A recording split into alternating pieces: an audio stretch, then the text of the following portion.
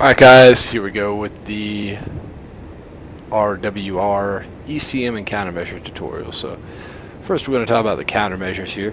When you start the aircraft, the main thing you're going to need to do to get the countermeasures going here is to go ahead and turn on your ECM display box to either manual or auto. Auto function does not operate yet.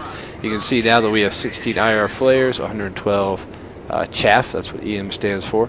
So pretty simple, we're just going to dispense chaff by hitting the dispense chaff key, and flares by the flare key. And as you guys can see on the outside of the airplane there, flares are dispensing from the bottom rear, and there goes chaff. Pretty straightforward. Like I said, the more advanced automatic features don't work yet, so we'll cover those in 201, I would imagine. Alright, we do have a couple contacts out there somewhere looking for us down the road. So right now, I'm going to keep an eye on those off our nose.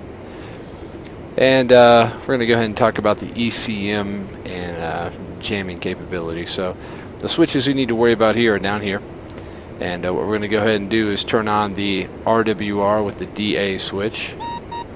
And immediately you hear that we have 29 nails contact off our nose. We can tell he is a high priority threat being inside the inner ring here. Okay, so now that we know we got a 29 out there looking for trouble, we're going to go ahead and go to the BR switch, which is our jamming. And we're going to turn it to on, which is the middle position for marche. Okay, whatever the French word is. Then we have our mode selector switch. The PCM priority countermeasure doesn't work yet, but what that will eventually do is basically up the strength of your RWR so high, or your ECM so high, that it jams your own radar. The square position is the only position that functions right now. And then we have VEL, which is standby. So if you want your ECM ready but not on, just put it in that position. I'm going to leave it in the square, so we have active ECM. Alright, now the other switch here is the D2M switch. That's the IR missile detector switch. It's going to be able to tell when a IR missile's been launched at you. Don't have it yet, but that'll be handy when we get it, and covered in 201. And finally, these two switches over here aren't functional yet, but these are going to be different jamming and countermeasure modes. So that's something that's also coming.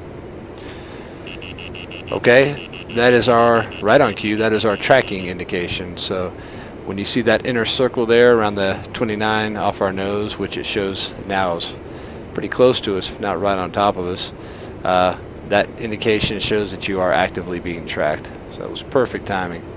And if we looked on our radar, we can see, changing the range a little bit, that we do have an active contact off our nose, probably at about 10 or 11 o'clock.